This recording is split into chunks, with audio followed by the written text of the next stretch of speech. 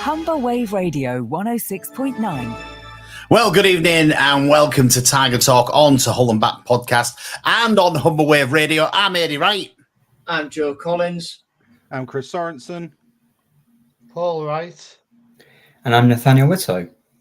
And good to have you all here. Evening to you, Nathaniel. Not here very often, but you've joined us tonight. You've pulled yourself away from your usual Wednesday night rubbish that you're doing and decided to put an appearance in. Oh, well, I'm glad you think that visiting my elderly grandfather who's just been in hospital is, Just put your foot in it, Eddie. There you go. He had to have a comeback, didn't he? I'm sorry for your granddad. I hope your granddad is okay. He's fine. I'm sure you've not been there every bloody week, Nathaniel, so don't give me all this rubbish. Well, that's what I do every Wednesday night. There you are. Good to have Nathaniel here. His granddad's having a night's break from him, and his granddad said, "Thank God for that. You can have him instead, boys." And good to have the rest of you here. And everybody's sort of smiling, little smiles on the faces. Heard a little story that Christian was saying off there that Joe was a little bit like a flighty dog after the game on Monday. He definitely was. Nathaniel was Christian was very scared. His daughter was even more scared. Well, you would be, wouldn't you? You wouldn't like to see that down a dark alley, ladies and gents, would you? Thanks. But it was all 6'4" of him, all 6'4" with the arms out open, diving on you. Oh, you think that's all? We're all very happy. Scared I was. Very happy because he managed to get a home win. Don't happen very often, does it, Nathaniel? Well, it's been happening a slightly little bit more often recently, but there we go. The important one, of course, it's typical that we didn't get the win against Luton. But yeah, at half-time, when you're 1-0 down after what's happened, how poorly they've played since the international break, especially, I was very nervous. I think that the term "doomed" was used at half-time by myself. And then the second half was a complete turnaround, and they did much better. I think overall we deserved the win. And maybe Gelhardt, I don't know whether you could say he bought the first penalty, but after the Swansea game especially, we deserved a little bit of luck. Yeah. Yeah, I agree on that. Definitely right. I agree on that. Definitely deserved a little bit of luck. People talking about half-time, people text me at half-time and I put, "We're down," was my messages back to these people that text me at half-time. So, we're not quite down yet, and we might have just secured ourselves, a good chance of staying in the Championship next season, and 2 big games to go. What about Nordin Amrabat, Christian? What do you want to say? You can say absolutely everything. What a performance throughout. Though the team, like we say, in the first half was, pretty poor, you still can't actually say Amrabat wasn't. And for his first full start, it was brilliant. Because the one thing I really did like was he battled for everything. Absolutely everything. He held on to the ball well. He brought play up with him. He always tried to create something positive. If there wasn't anything around him, he switched the ball really well, which was lovely to see. He came deep. He went up the pitch. He took players on.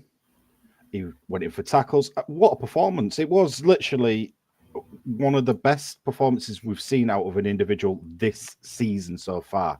Because, be honest, there hasn't been much to scream about when it comes to individual performances this season.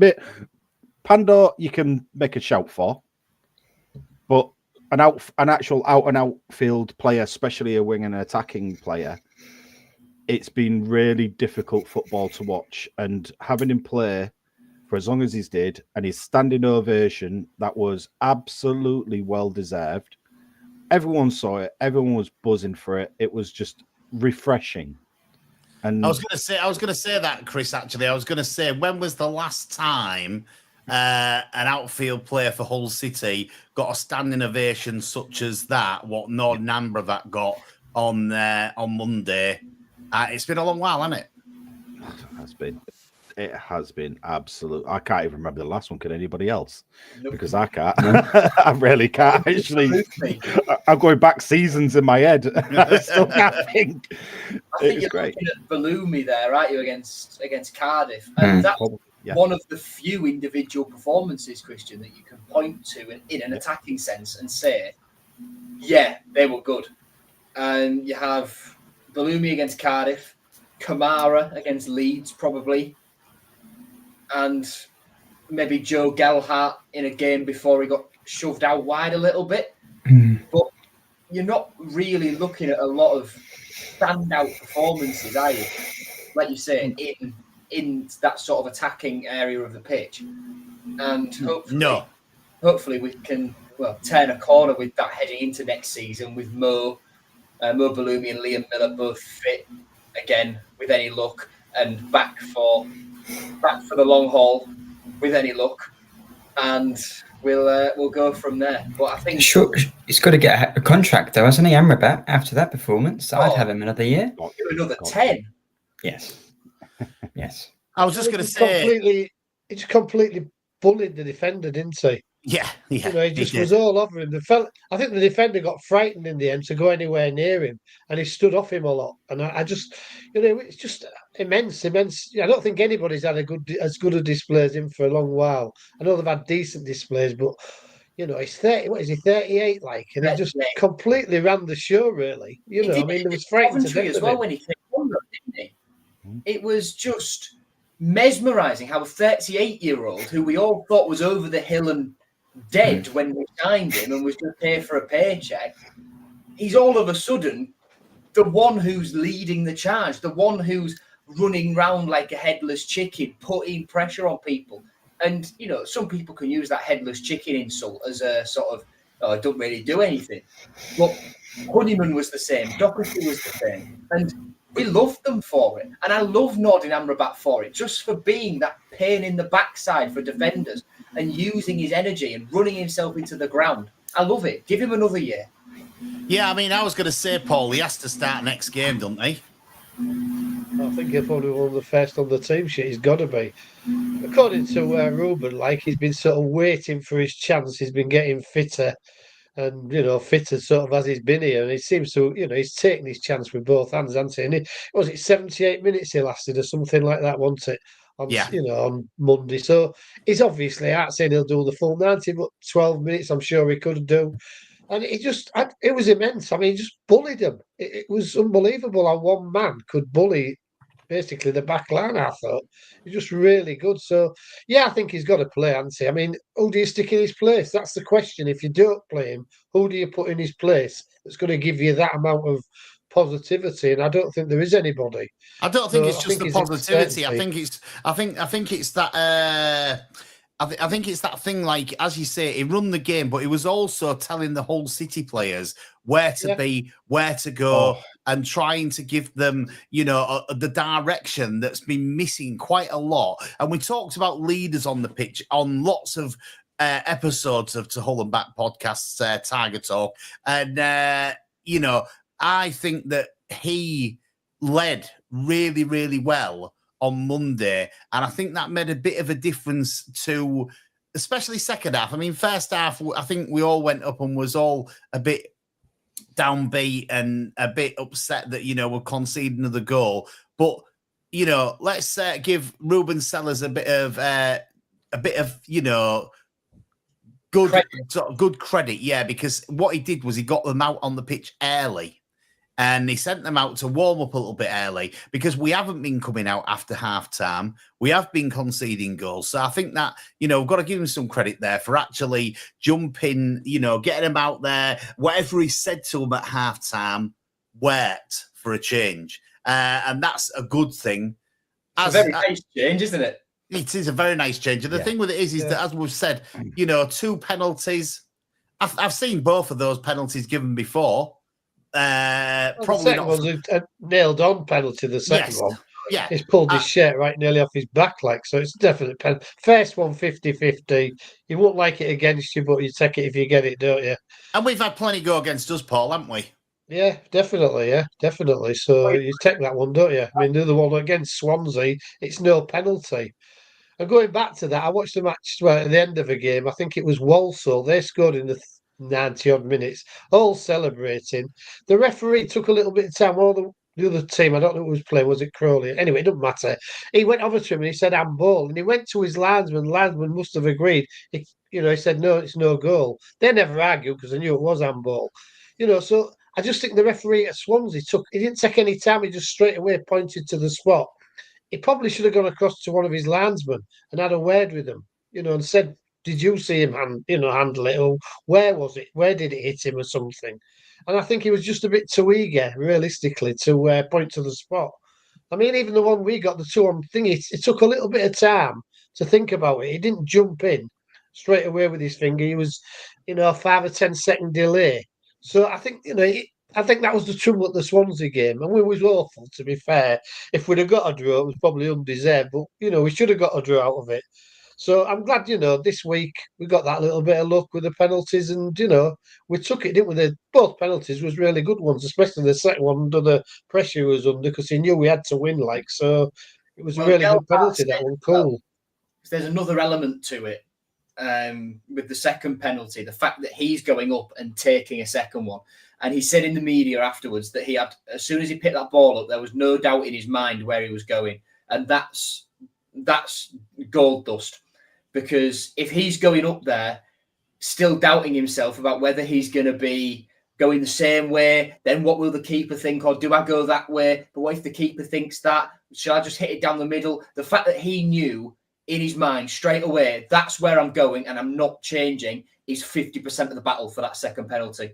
Yeah, I like the way it was well organised on the edge of the box, though, because if it had a goalkeeper had saved it, there was all ready to run in really quickly. They picked up some really good positions on the edge of the box, level with the penalty spot so they couldn't be offside, and ready to go in just in case it was a rebound. And I thought that was good organisation, and well done to them for that, for organising that. And I'm not sure how much of that was down to Amrabat's organisational skills as well, but we haven't had somebody to organise as good as that for in games for a while, and it's difficult when you're on the sidelines to organise things as well as if you're on the pitch. It's a lot easier when you're on the pitch to get players where you want them and things like that, and I did like that. I know he's 38. I know we can't really say he's going to be a big part player for Hull City going forward if he does get another contract, but it was good to see that, and it's good to see that if he did get another contract for another year,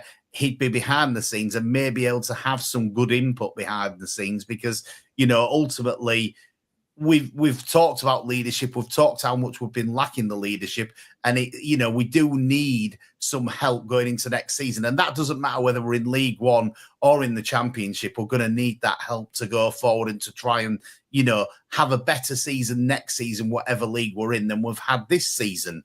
Nathaniel? Yeah, I'd say that. I mean, I think the second best player out there on Monday was probably Egan. I think he's been a rock at the back since he's come in. I mean, Jones had a relatively decent season. He's a solid player, but I think Egan and Hughes, maybe just having someone a bit more experienced next to Hughes, has seen the best out of Hughes as well. And having those players, I think Pedro early on in the year, before his red card at Bristol, he'd been doing really well, not so well since then. But I think for a long time, I know we had Billy Sharp for a little bit last year and that didn't really work out. But finally, to have these people like Eden and Amrabat, it's been a very long time since we've had players of any real experience to influence that sort of thing. And I think you see Amrabat talking to Gelhardt before he took the first penalty. I think there was a moment I got quite excited that Amrabat might take them, because I know he used to take them for Athens. Yeah. But I think it's been really pivotal because it's a very young squad. So a good mix of youth and experience at the moment. Yeah, definitely a good mix there. And Pedro up front, to be honest, with Amrabat, I don't know. I mean, I thought Joseph had a decent game for but you can imagine them two if they'd bullied the defence, wouldn't they? Both of them. Because João Pedro needs something, doesn't he? At the moment, he's not playing that well, so it might be Amrabat would help him play better. I don't know. But with Amrabat, I thought Joseph had a decent game, to be fair. I thought he had a decent game. I thought Joseph was the one, to be fair, that helped change the attacking threat in the second half with his kind of running. He's a bit more pressure. Exactly that, isn't he, Chris? He just runs and ran. runs. That was it. He ran. He might not have the quality per se, but God, did he try? And if he keeps doing that, then a goal's got to come, right? I know that I've just said he might not have the quality, but if you get yourself in the positions and you work hard, then surely you're getting on to something. But if you put Pedro in, equally top scorer, that average, if you compare it to what the front line would have been a few weeks ago, with Amrabat and Pedro in there together, the average age of the team comes up, doesn't it? It certainly does. We've been on for nearly a quarter of the show, and I haven't mentioned getting in touch with us yet. So you can get in touch in lots of ways. You can get in touch on Facebook, on Twitter, on YouTube if you're watching us on there, or you can WhatsApp me on 01482 772 663. It's a whole number, 772 663. Just go onto your WhatsApp, type the number in, send us a message, let us know what you're thinking. What I'd like to know tonight is, what's everybody's thoughts? And this, won't just say on us five. I'm saying, what's everybody's thoughts on Hull City's chances of staying in the Championship with two games to go? We'll start off with you, Chris. No, don't start off with Chris. It's the one question you don't want to answer. I am sit on the fence. I don't want to sit on the fence, but I'll tell you, it probably being on the fence is more comfortable right now. I can tell you, it is, guys. I'm scared. I'm not gonna lie. Everyone listening, I am nervous, good and bad. Do I believe City will stay up? Of course, I believe City are going to stay up because I've got to, not being forced to. I mean, you feel it. You've got to. But am I nervous? It has to be. This Saturday's the game, the big game. Everything. The stars need to align. The players need to turn up. I mean, look, it's a sellout. It's a sellout. It's the last home game. The form at home in the last 5 games is actually pretty good.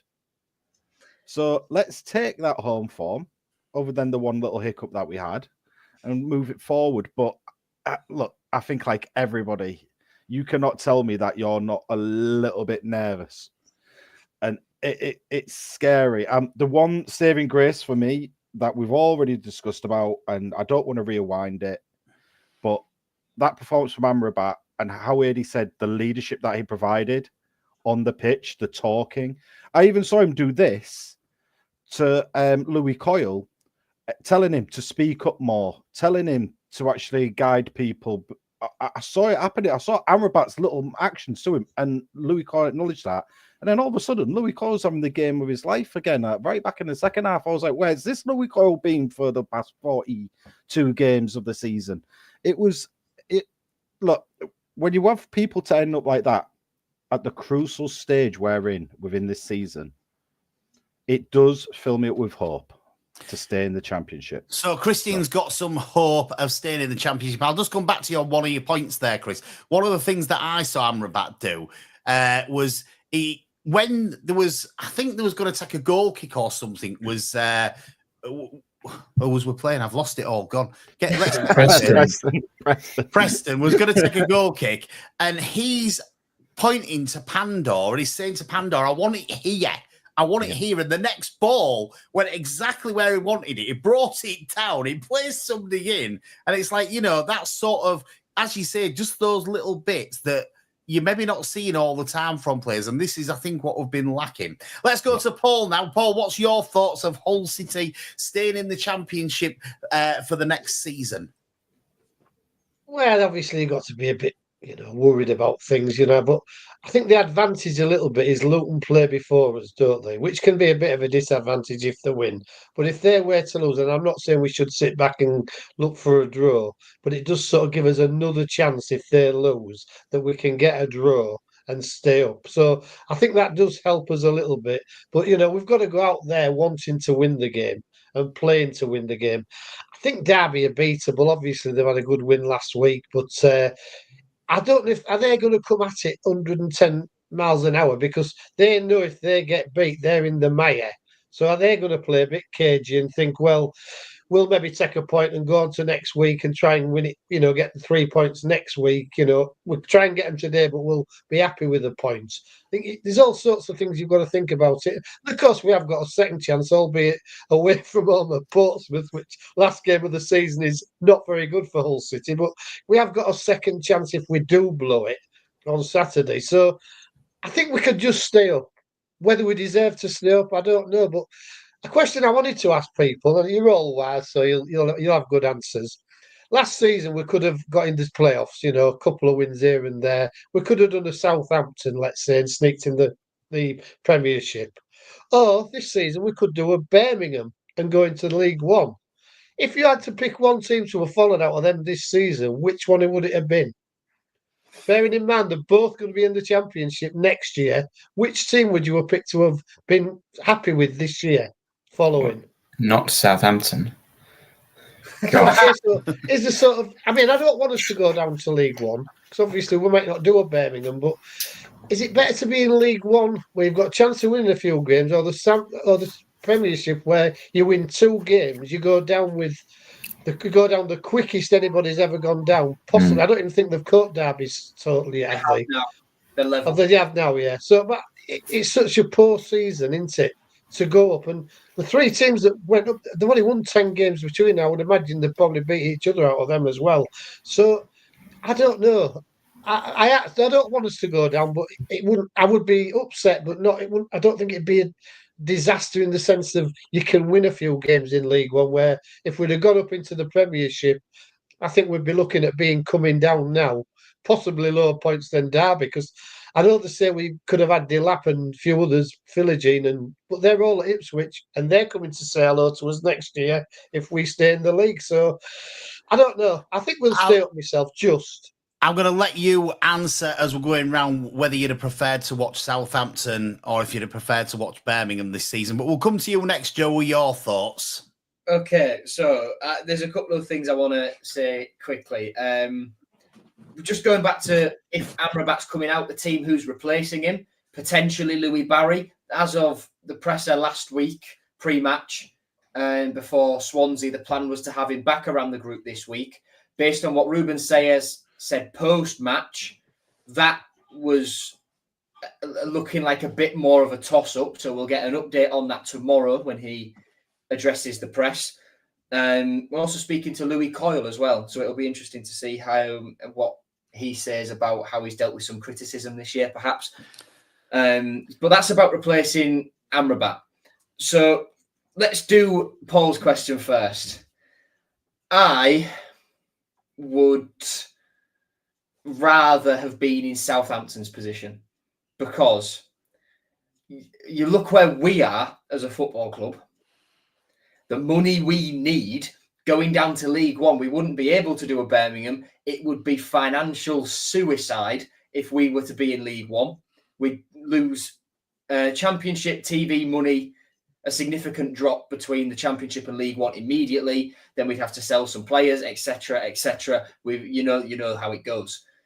So I'd rather have been in Southampton's position, even though you're not winning games. Financially, the club is secure, and that Premier League money plus the parachutes that come after it are far better than winning a game in League winning 30 games in League One. Far better for me. Moving on to will we stay up? I just want to start by bringing the table up. So because of where this falls on the screen, Ada, you're going to be absent for a moment unless I can do it this way. This is great for you radio listeners, by the way, but this is how we go. There we go. We've got a better view. So that's the table at the minute. You've got Plymouth bottom on 43, level on points with Cardiff, but behind on goal difference, minus 37 to minus 23. You've got Luton 3 points clear of that on minus 23 goal difference as well, but on 46 points. Derby level on points outside the relegation zone or goal difference. Theirs is minus 9, the same as ours, who are 2 points clear of them in 20th. You've then got Oxford on minus 18 on 49. Preston on -10 with 49 points. Stoke on -15 with 50 points. And Portsmouth, who are not mathematically safe, but the goal difference, the swing is massive. So they're not going to have a 10-goal swing in 2 games. So they're on 52 points. We could beat them 10-0, Joe. We could do that. I admire your confidence. So what I just want to draw attention to here, though, is as well who each team has got to play. So it's for Plymouth, it's Preston away this weekend, and then Leeds at home on the final day. Leeds, who could be going to secure the title, who probably will be going to secure the title. Cardiff, they've got West Brom at home and Norwich away. Luton, Coventry at home and West Brom away. So a lot is hinging on West Brom here in this relegation battle. Derby have got us and then Stoke on the final day. We've obviously got Derby and Pompey. Oxford have got Sunderland and an in-form Swansea side. So Oxford could be in a little bit of trouble with their running. Preston, they've got Plymouth, as previously mentioned, at Deepdale, and then Bristol City away. Stoke have got Sheffield United at home, who have got nothing to play for now until the playoffs start, and then Derby away. And then, like I say, Pompey, it doesn't really matter because, well, look at the goal difference. They're safe. To address the question itself, then, I am certainly more optimistic this week than I was when we spoke on the Sunday show, because although I stand by everything I said there, and I'm sure I can speak for Will on that as well, the outlook has changed. We've got a win, spirits are up, and all of a sudden the picture looks a little bit more in our favour. So I've maintained through all of what I said on Sunday, however, that I think we would still find a way to stay in the division. And I think we will do that by, well, whatever means. A point against Derby would be massive. Anything more than that is fantastic. And yeah, I think we'll do it. And I was going to say, you know, to everybody watching, listening on here, is a point against Derby enough? And I agree with you, Joe. I think a point at home against Derby would be a good result for us. We probably need another point away at Portsmouth after that, which is the thing that worries me slightly, because I'm not sure we can get that. Although it is a sellout going to Portsmouth on the last game of the season. And Andrew Scott says he did tell Nathaniel a few weeks ago that Amrabat was our best player, but Nathaniel didn't seem to agree. He also thinks that the experience with Egan was a good help, especially with Amrabat there as well. And Andrew said he doesn't think that playing in League One would be fun at all. The quality is poor. So in the Championship, so imagine how boring the games would be in League One. As someone who's watched League One this year, bar 3 teams, it's appalling. Yeah. I mean, I thought there was more quality in the EFL Trophy final than in some of our recent matches. Yeah, I mean, our games have been very poor to watch. So, to be fair, us going down to League One, we're probably going to be watching exactly the same as what we've watched this season. Going up to the Premier League, though, Joe, I do agree with what you're saying. The money comes into it a little bit, especially with the position that we're in a lot of debt to the owner at the moment. But our owner does have a habit of spending money. So, I think even though we'd get money in the Premier League, it would all get spent quite quickly.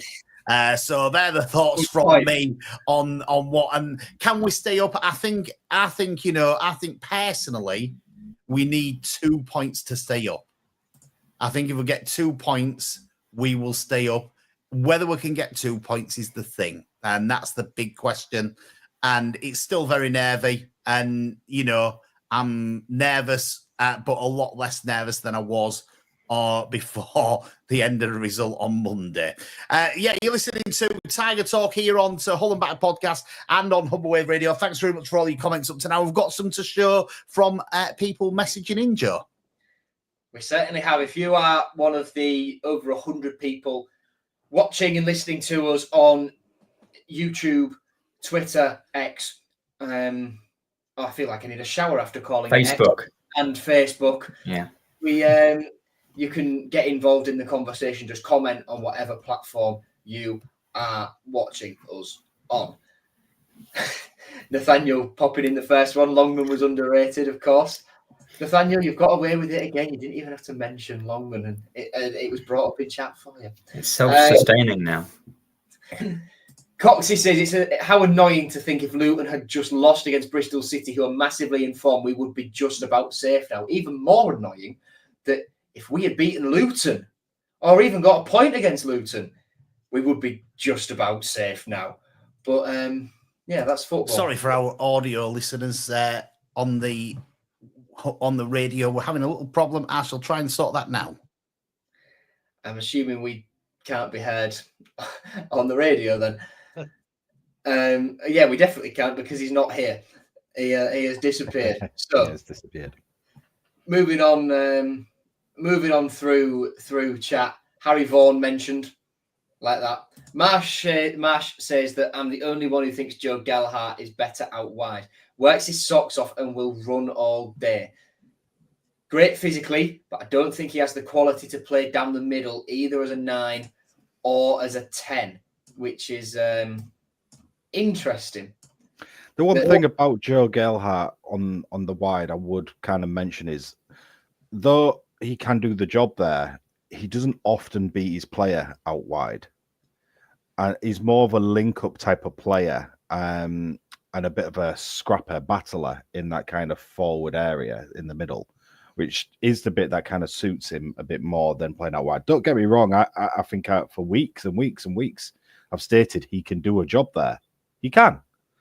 But compare him to his actual abilities and his actual stats, you've got to kind of look at Joe Gelhardt and think, yeah, you are that kind of scrappy lad that you want in the middle up there. I mean, where's his goals really come from? From the middle. That, especially that one that was lofted over into the top bag. That was, he grinded for that. He was in the right position in that middle. First time, boom. And I think we're just all hoping he'll keep doing things like that for us next season, which is another conversation we'll have to go down at the very end after all this dust has settled, let's call it, because it's we've got other things to look at the moment than well, it certainly won't be at Leeds. Certainly won't be at Leeds next season. He won't be at Leeds next season. I was talking to a Leeds fan who said that when there was last in the Premier League, Joe Gelhardt played really well for him and he got a lot more game time in the Premier League than he did in the Championship. So they thought he was a better player in the Premier League than he was in the Championship. So I don't think he can necessarily say that yet. And I think that, we said it during the game on Monday that Joe Gelhardt form has not been as good in these last few games. Whether that's because of the position that he's playing in or whether it's because he's a little bit wary because he obviously knows that the team from West Yorkshire that can't be mentioned anymore, they've got promoted. And does he want to try and fight for a place in the team there? I think that, I think his comments in the press may paint the picture that he knows he's not going to be at Leeds next year. I don't think you can say that, Joe. I think that you don't know until you go back and you talk about things and, his contract will go up, whether he goes there and is he still in contract at Leeds, isn't he? Because we'd have to buy him, wouldn't we? Yeah, he's got a year left at Leeds. So his contract, he's going to have an increase to go into the Premier League. How much is that increase? Can anybody pay as much wages as his increase is, or are Leeds going to pay some of his wages for him to go somewhere? There's lots of conversations to be had in regards to that. He say that he wants to play football, doesn't he? He don't want to just be sitting on the bench. He's enjoyed being here because he's played a lot. And I think he goes in the Premiership. I don't think he'll get that much game time. I really don't. Leeds are going to have to spend a fair few quid, I think, if they want to stop in the Premiership. I don't think any of the three teams are good enough to stop in the Premiership. If you look at the Premiership, what's he on, Paul? How much is he on? I don't know what he's on. Is he on 40 grand a week now? And if you go to the Premier League, it's more or less guaranteed you're going to go up to 80 grand a week, isn't it? So you've got to try and get somebody to pay 80 grand a week, or Leeds have got to pay a proportion of his wages for him to go somewhere else. And that's where the problems come in. I don't know. I don't know if it would it be on 80 grand. Would he get 80 grand a week? I don't know if it would, to be honest. Well, listen, you know, I yourself, understand what don't you're you? saying. When we've talked about this, and we've talked about when we've come down from the Premier League, we've said that most of the players will more or less half the wages if we come down from the Premier League to the Championship. So if you go from the Championship up to the Premier League, you want double the money, don't you? You might want it. Whether they'll give you it's another thing. No, but it'll be wrote into your contract, won't it? Either though. I don't know. Say again, Joe. Somebody won't play much for him. 40 grand a week either though. Do you not think he is? No, not a chance. I'm How just much do you looking think he's right on? now. I've just loaded it up right now, saying with respect to his contract and his average annual salary, coming up on an approximate weekly wage of 15,000. That is 15,000. We could probably That's a pay bargain. 15. Snap him up. Less than a yeah. I think that's day one. Well, day one would actually be renewing Sinek's contract, but day two would be Gelhardt. And we know Adrian's going to try and do something silly like that. But yeah, I think Gelhardt. I don't know how much money we'll really have left after the sort of overspending, and we've just spent a bit more on Puerta. But I think Gelhardt, he's scoring the goals to keep us up, and if we do, we'll have a lot to thank him for. And I think he's number one on the shopping list. I mean, I've seen some comments saying that we should be spending money on a striker. I mean, he could play up front, but Gelhardt is that striker for me. Yeah, no, he's not. He's not a striker. I think I agree with you, Nathaniel. I think we do. He would be, if I could afford him and I could get him here, he would definitely be my first purchase of the new season, without even thinking about it. I do agree with you.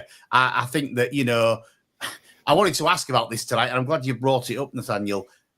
Was it wise to play Puerta for that game, and in the position that we're in at the moment, and have to pay out over £3 million?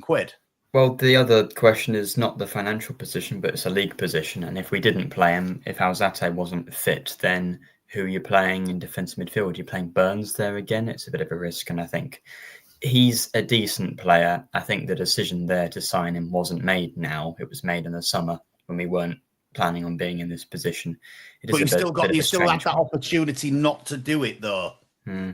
But then if you go down and you haven't played him, he's been a decent enough player, then the obvious second thing is, why didn't you play him? If you'd played him, he might have stayed up. So do you think then, Joe, question for you, Joe, you're probably in touch with this quite well. Do you think we've signed him because John thinks there's somebody going to come in to purchase him in the summer?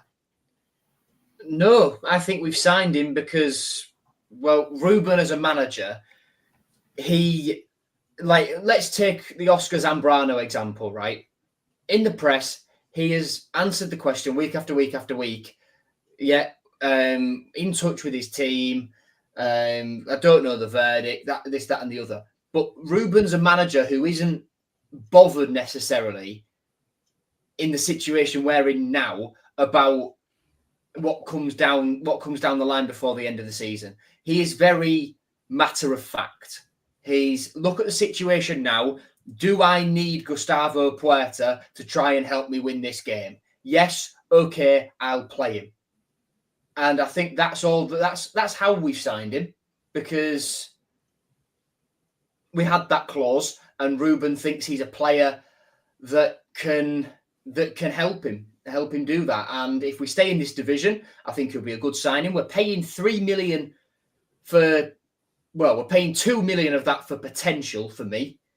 $1 and a bit perhaps on the player he is now. He's a tidy enough player on the ball. Good. He's good. Makes an impact when he's in games, but when he's not in games, you certainly don't. Well, you don't. You certainly notice that he's not in those games. Let's say he's just sort of running around, not really doing a lot. So that's something to work on. Christian, you've been promoted. You've got Football Manager 2025 in your hands. You've got £3.5 million. Are you spending it on Puerta? After seeing him for the season? Yeah. After seeing him for the season? Yeah. You are. I am. A lot of people will disagree with me. I do. I disagree with you. I knew you would. Don't worry about it. We've got it. We've got it. We got it wrong. Right, Here we are. It's showtime. The one thing I will... He isn't the finished article that we all wish for 3 million. I agree. So that's what I'm saying to you. Would you spend? You're on Football Manager, Christian. Now get this in. You've not got much to spend. 3.5 million of it is going on. I always look at the potential future stats. Gustavo Puerta. And he's the type of player that is very good at growing up with the team around him. But as Joe stated, when he isn't on it, he isn't on it. But when the rest are on it, he generally is the player that helps scrap and battle the ball away from the box. Thought he played very well on Monday, late on in the game, to be quite honest with you. He came on with a clever head and, was doing clever things, to try and help us to win that game. So I agree with you, he did, but I still wouldn't have spent £3.5 million on him. I would. I just would. I just like how he just, I'm not saying he reminds me of an Ian Ashby, because no one will ever remind me of an Ian Ashby. But if you want someone to get at someone's ankles and literally nip at them until you get that ball back, he's that type of player, which nobody else is like in the team in the middle. I can't think of anybody else at the club right now that will kind of battle one-on-one with an individual. And like I say, on Monday, he was playing very clever when he came on. He was getting the ball away from danger. And to have a head like that, so he's got it. He's actually got the mentality. He's already there. I think he's mature enough for it. But you can still see that he's had time out. Don't forget where he's come from. He wasn't a regular starter. And then he's coming to a championship club. And let's be honest, championship football is not easy at all. It's been evident this season. I mean, look at how we've gone. And he's coming to a club that is just struggled. And that's it. As Dan's put there, like saying all those type of players that were around 3 million. If I had to pick any of those, Puerta is the top of that pile. Can we just put Dan's comment back up, please, Joe? Yeah, so looking at what I want to say there to you, Dan, is we paid £50,000 for Regan Slater. £50,000, £3.5 million for Puerta. Paul, I'm coming to you now, Paul. You've got Football Manager. You've got 2025 as well, and there's £3.5 million a player of Puerta on the table for you. Are you paying the £3.5 million out of your Football Manager? I am. I'd probably pocket the £3.5 million and think, we'll go with what we've got because I'm so tight. I can see, I think it's a bit unfair. He's not had a bad season. He's had some good games, some poor games. The team's been poor most of the season, so it's hard to judge him properly. I think if we get, is it Matazzo back? If we get him back, and whether we have Alzati or something like that, it could come on leaps and bounds a bit. You know what I mean? It's hard to say this Matazzo. He looks different class to a lot of the players we've got there. And I think it was $1 million less or something. Did we pay $2.5 million for him or something? Or is that what we've got to pay for him? Free transfer. Yeah. What? Alzate was free. No, it's not about Matazzo. Sorry. Matazzo was, what was Matazzo? I thought it was 1.5. I thought it was 1.5 million. 2 million, wasn't it? Yeah. I think he's out the two. I'd rather pay the 1.5 on him than the 3.5 on. The correct answer to the question. But I don't think we've seen the best of him this season because the team's been poor. And he's not had the proper. How many times have we had the same midfield? Very rare. He was out the team for about 3 or 4 games, one team, and then he comes on as substitute. I think it's down to Ruben at the end of the day. I think he needs to sort out his midfield, and obviously he's having problems because 1 or 2's injured and things like this, so he can't do it. Well, I don't know if I'd spend $3.5 million on him personally, but 2 to 2.5, I'd probably, gladly pay. But I think that other $1 million, I don't think he's in the same class as Matazzo. I really don't. Maybe he turned out better, but when he came, he looked But when like you're looking Amrabat, I for, think here's my argument, and this is what I want to come back to. When you're looking at potential, you aren't paying for potential. You don't pay for potential. You pay for what's there. I don't go to Subway and I don't say to them, right, potentially there could be a load of chicken in that sandwich, so I'm going to give you £5 for it. I want to see the chicken in the sandwich before I'm giving them the £5 for it. Do you know what I mean? I'm not paying them for potential. So we've all answered the question, and we all really agree he's not worth £3.5 million. Chris, you do agree with me? To a point. To a point, I might knock about 200k off. There you go. No, don't be like that. Do you agree with me that he's not worth £3.5? And this is my argument: is that why the hell do we make these stupid deals to say that we're going to sign somebody for some amount of money when we've no idea what they're going to be like? It's ridiculous. It is tricky with every signing, though. Yeah, I mean, let me say this to you before I go on to the next thing. Here's what Andrew Scott says. Could we swap Geldhart for Giles?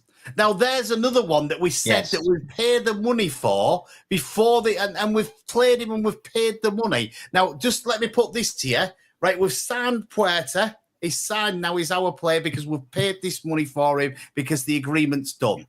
Puerta ends up being Giles next season. No. Why the hell did we spend? No. Hey, listen, everybody thought Giles was going to be a world beater this season. No, they didn't. It wasn't any good last year. Eddie, not a chance. The second Giles was mentioned, I was on that saying not a chance. You'd have to get about 10 Giles for one Geldhart. Awful. Giles was poor last year, and we were made to sign him because we were stupid. Yeah. But that's the thing again. We've been stupid again because we've agreed something before we know. But the thing that for Kamara, the agreement was that if he plays a set amount of games, then he's signed. The chances are, if he plays that amount of games, 27 starts or whatever it is, then he's been okay because he's played those games and he's going to be. I will totally agree with you, Joe. Them words that you said there was correct. He's been okay. He's not been £3.5 million worth of okay. Fair enough, yeah. Fair enough. Anyway, let's be fair. As I said before, the team's been poor all season, hasn't it? It has, and I agree with you, Paul. I agree with what you say, and it is hard to put a judgment on it. But £3.5 million for somebody that's hard to put a judgment on, you're only getting half your chicken in your Subway sandwich for £5. Let's get on to the comments that you've got on there, Joe. It is €3.5 million, though. Oh, is it euros? That makes all the difference with the exchange rate being about equal, doesn't it? Yeah, it's less than it used to be, or more. It's less than what anybody that's going to Spain this weekend will know they're not getting that many euros for £1 now. Well, yeah, Harry puts there that goal against Oxford could keep us in the league. For that, he's worth it. Fair enough. Dan Little said permanently, then ship them out on loan after Walter was sacked. The recruitment is bonkers. Hard to argue. I agree, Dan. Hard to argue. Scott makes a good point. We'll have to wait until we're full strength next season, working with Miller and Balumi again. It's £2.9 million. So that's three. It's 3 million. £3 million. Still £3 million. It's still a £1.5 million too much. Harry makes the argument that every single team pays for potential in players. There's a reason younger players go for far more than players that are 25 years old, unless they are world class. Fair enough. We paid $4.5 million for Cynic, so quite well. Yeah. That's the barometer, isn't it? That's the bar. There you go. Well, that was weird. And by no stretch of the imagination am I having a go at Gustavo Puerta here. It's not about Gustavo Puerta. What it's about is what Ashley's saying there. Our recruitment, and the comment before, I can't remember who said that, Dan, the recruitment is absolutely stupid at Hull City Football Club and has been for the time since our, new owner came in and started chucking, dollar everywhere. to anybody that wants it, because it's really, you can't believe, can you, that we were the fourth highest payers of agent fees. Yep. Fourth highest payers of agent fees. Promoted. And that goes to show you how crazy these Probably, things are. anyway. Because obviously a comment's come up there that made Joe laugh. No, I was laughing at what Paul said. Yeah. Well, two of them have. The other one's on the cusp, aren't they? Sheffield was well, the third. it's the truth, isn't it? Yeah. But the thing is, saying 4.5 million for Cynic, that's not the benchmark. The benchmark is That's our benchmark. Actually being value for money. The benchmark, I mean, it gets a lot of hassle, does Regan Slater at the moment. I have no idea why he gets all the hassle he does. I can answer that one. He signed for £50,000. He came in and he's played some really good games for us. He's always put absolutely massive effort into the team. And he was 50,000. And, you know, you're not telling me that Regan Slater isn't worth a couple of million. Have we lost? I think we may have lost Eddie. Is he back? Yeah, I think we lost Eddie. Am I back? You're back. Yeah, you're back. No, I was just saying that with Regan Slater at £50,000, you can't tell me that he's not worth a couple of million quid at the moment. I can. The way he's performed this season, certainly. Yeah. I would. Yeah. Puerta played any better? Yes. Well, Puerta hasn't missed about 6 open goals. No. I mean, Regan Slater definitely. Puerta's had in fact, he made the chance on Monday, I think, didn't he? I'm sure it was his pass to Amrabat, and he made 2 chances the game before that at home when we missed them both. Puerta, I don't think he's done that well, myself. I agree with Eddie. I don't think it's worth paying all that money. I actually he might turn out to be a better player than Slater overall, but he puts his effort in. He's very rarely injured. He's played at right back, and he's turned out every week. I don't know. I'm not saying he's the best thing we've got is Slater, but I don't think Puerta is neither at the moment. He might turn out to be better next season with better players around him and us maybe not playing as poorly as we have. Well, here we go. Listen, I'm going to tell you now. I'm looking on transfermarket.co.uk, and Regan Slater's £3.5 million. I think you may. I don't think we're going to get that. And three. Look, go on yourself, right? Transfermarket without the E in it. Transfermarket.co.uk. Stephen Alzate, 4 million. Gustavo Puerta, 3.5 million. Regan Slater, 3.5 million. Matardo, 3 million. They've not seen him play this year. I'll tell you now, Regan Slater is definitely worth 2 million quid, and he cost us 50,000 quid. Yeah, he's not worth this. The thing with this is though, when he signed for us, his value was about 350 grand. Which we obviously got him for less than. This doesn't accurately reflect the views of the transfer market. I don't think, although it's a good guy. I think it does, because when you look at Charlie Hughes, he's down at 3.5 million. Alfie Jones, he's in at 4. He's probably not worth as much as Charlie at the moment, but Alfie was touted to go for 5 million at one point to Southampton. So, I think it does reflect. Matty Jacobs, 100 grand. So why doesn't it reflect the market? Fair enough. We haven't had a good season. Apart from probably Pando and obviously odd players in odd games, we've been poor this season. Not been a player outstanding, probably apart from Pando this season, realistically. Hughes has had some good games, but he's made 1 or 2 mistakes as well. It's just been one of them seasons, I think. So they always seem to slag off Slater and Coyle as the 2 men who's cost us everything in this league. And it's 11 men against 11 men. You can't just blame 2. They've made mistakes, but so have most of the other players. And outscoring goals Joseph, we paid, was it 2.5 million for him? He hasn't scored a goal yet. The lad played all right the other day, but he hasn't scored a goal. Well, he just had a terrible season, and I think everybody's been affected. Cal Joseph's value on here is £600,000. Just to put it in perspective, so I think it's pretty on the ball. Is that because you would probably put his value, seeing him play this season, at £600,000? Yeah, you wouldn't have it at 2.5, would you? No. Anyway, look, we've got 40 seconds left. I know time's run away with us because we've got into a nice heated debate, which I love. And thank you for that. It's been a really good show. Let's hope that next week we're talking about staying in the championship. And you know, it'll be a good show again. We'll be back at 7:00 here on Tiger Talk on Humber Wave Radio and Holland Back podcast. And all left for me to say is I've been Eddie Wright. I've been Joe Collins. I've been Chris Sorensen. I've been Paul Wright. And I've been Nathaniel Witto. And there we go. Please join us next week from 7:00. Up the Tigers, and let's hope for a win this weekend.